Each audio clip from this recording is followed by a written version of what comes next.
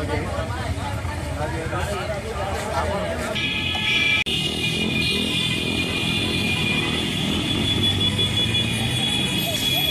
పేరు సాయన రాజేష్, జనసేన పార్టీ గుడివాడ ప్రధాన కార్యదర్శిని.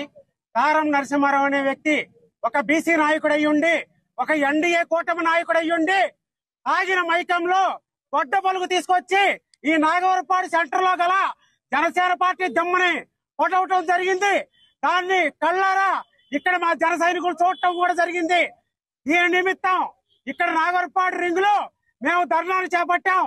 పోలీసులు కంప్లైంట్ రాసి ఇవ్వమన్నారు కనుక ఈ ధర్నాని విరమించుకుని పోలీసులు తీసుకెళ్లి కంప్లైంట్ ఇవ్వాలనుకుంటున్నాం. పోలీసులు కనుక యాక్షన్ తీసుకోకపోయినా, అలాగే ఈ గుడివాడ తెలుగుదేశం పార్టీ వాళ్ళు సస్పెండ్ చేయకపోయినా సరే